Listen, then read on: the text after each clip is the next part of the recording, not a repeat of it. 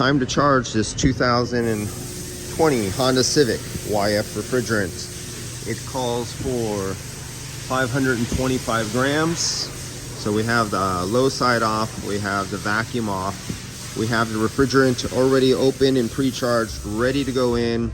We have the high side open, low side closed. We're gonna charge it. We have our Bluetooth wireless scale set up. We're gonna check that it's working. It's working. We're gonna check that it zeroes out and zero to alpha if it needs to be, and it needs to be zeroed out. So now, let's see if I could catch this all in one hand. Can you see the scale down there?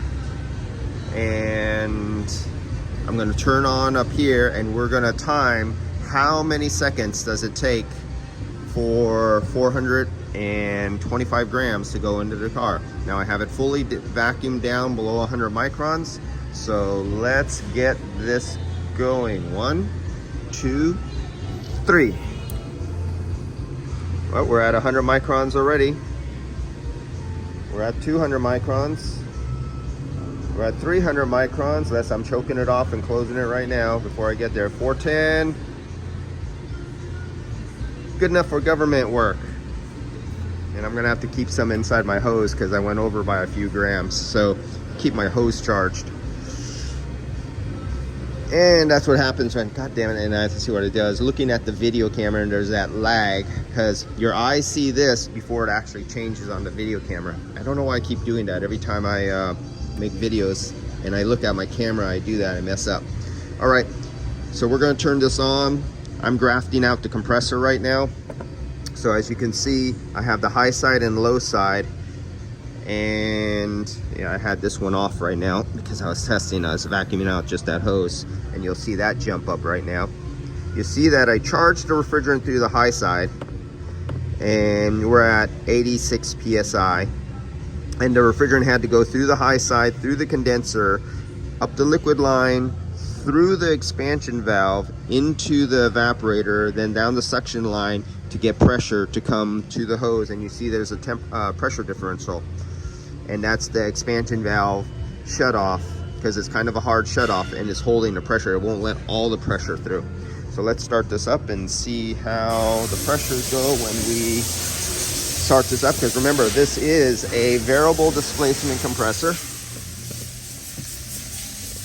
And let's get on. And let's get it in fresh air mode. Let's get it in face. On face, we want to make sure all these are in their mid position so they have the least amount of restriction as possible. That will lower the static pressure on the ducting system on the fan. Open midway, and that will let the largest volume of air over the evaporator to put the highest load over the evaporator. We'll have the AC on.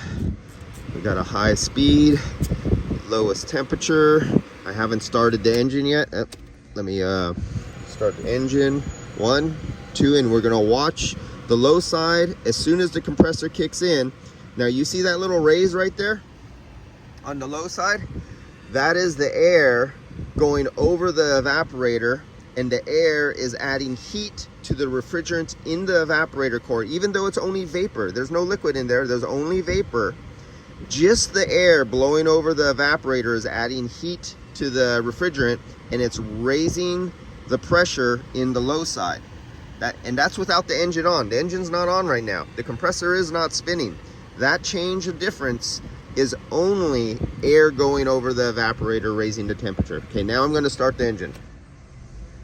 Engine has started, and we will see the pressures change as soon as the compressor gets the signal to turn on. Oh, how about if I do this? No, it was on. There it goes.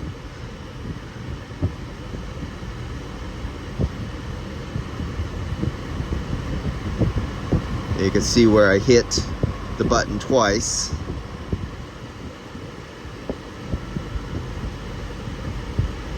So that's the high side pressure. That's the low side pressure. We're down to 36 psi on the low side right now, 86 psi on the high side. And in these ambient, it's only 65 degrees outside, I think it is. In these ambient conditions, because it's winter time and it's in San Francisco, this is in a body shop. We got a brand new condenser. This high side pressure for this vehicle on this variable displacement pressure is normal. This is a normal pressure for this vehicle. Now, if I go on to that Tesla, it'll be different. If I go on to that Tesla or that Tesla, those will be the same. But if I go over to that Lexus RX right there, the pressure will be different than those Teslas. And this vehicle, this Honda 2000, will have a different pressure. They will all be different. They will not show the same under these ambient conditions in the exact same shop. If I started all of these vehicles, all these different make model manufacturers will all have a different high pressure. Say some of them might be 130 psi. This one's 86 psi. One vehicle might be 21 psi on the low side, and we have this one that's 34, and another one might be 31 psi. Pressures don't mean diddly. It's how the manufacturer designed the system to operate. There is no rules of thumb to follow anymore. All right, and as we can see, charging the system takes less than 30 seconds. There's no reason anybody should have to take more than, say, 60 seconds to completely, fully charge a refrigerant system.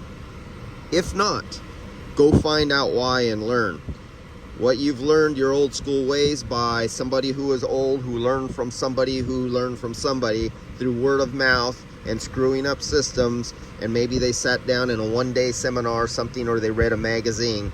That doesn't fly anywhere. That information out of books from 20, 30 years ago is no more longer relevant with today's vehicles with variable displacement compressors, and no longer relevant for the newer heat pump systems that are coming up on cars. Everybody is going to get a bitch slap in the face in the automotive industry if they're not ready for the heat pumps on electric vehicles that are coming up. If you think you've been having problems with variable compressors now, wait until they throw heat pumps in the loop. I'm going to see a whole new wave of shops going out of business who specialize in air conditioning and heating, and radiators are going to be non-existent in the next 10 years because they don't keep up with technology. All right, guys, I'll see you. Oh, let's look at what are we coming out temperatures wise. So we'll go back and we'll scroll up. So right now we're coming out 52 degrees out of the dash, and unfortunately for Hondas, they kind of suck usually.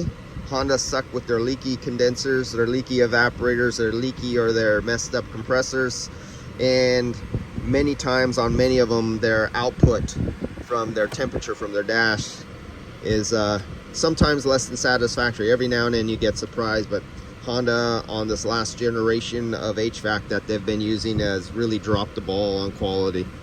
All right, guys, I'll see you. I got to record this for the customer, take a data snapshot. It will record the temperature. I'll record it over several minutes. I take a snapshot. Everything you've seen here goes on my work orders, on my invoices, and the customer gets a copy of everything. There's no reason a customer should not get live data from the operation of air conditioning, prove it was working in working order when it leaves your shop. All right, I'll see ya.